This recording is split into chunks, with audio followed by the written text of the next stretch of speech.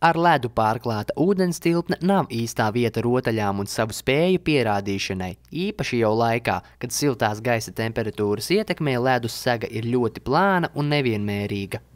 Tomēr pagājušajās brīvdienās kāds 13 gadus vecs jaunietis Rūjienā saviem draugiem mēģināja pierādīt pretējo. Šī gada 6.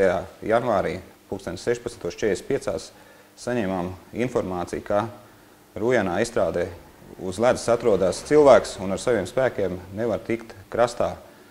Ierodoties notikuma vietā, konstatējām, ka pastaigājoties pa pārplūdušu Rūjas upes ledu ir ielūzis zēns un pats ar saviem spēkiem ticis uz saliņas un nevar nokļūt krastā.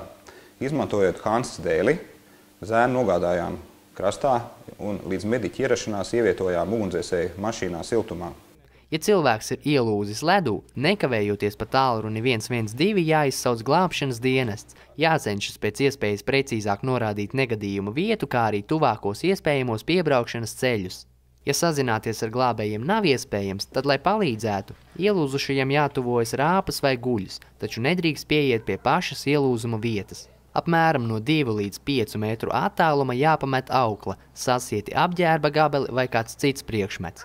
Izvelkot cietušo uz ledus, tāpat rāpus jāvirzās prom no bīstamās vietas līdz krastam, neaizmirstot, ka risks ielūst pastāv arī pašam glābējam. Mums māca, kad nedrīkst ziemas laikā kāpt uz ledus, un kad arī, ja piemēram kāds draugs ielūst, tad ir jāsauc palīgā kāds pieaugušais. Nedrīkst kāpt uz ledus, uz nedrošu ledus, viens pats bez uzraudzības. Drīkst kāpt uz apledojušas upes? Nē. Kāpēc nedrīkst? Tāpēc, ka ielūst. Vajag izsaukt kādu drošības dienestu un pašiem varbūt labāk neglābtu. Pacelt kādu pieaugušu cilvēku, piemēram. Droši vien tā kā pašiem notiek nelaime, tad tikai saprot. Par laimi šis gadījums aiz sevis nenesa bēdīgas sekas, un ļaunākajā gadījumā jaunietim būs kādu laiku jāpavada gultā dzerot siltu tēju.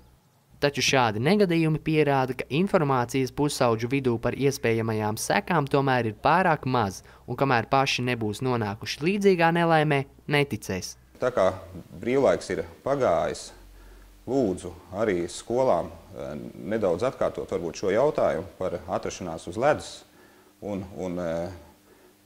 šo pašu tēmu arī vairāk kārt atkārtot arī vecākiem. Arturs Gruzdiņš, Amanda Anna Bērziņa, Rūjienas televīzija.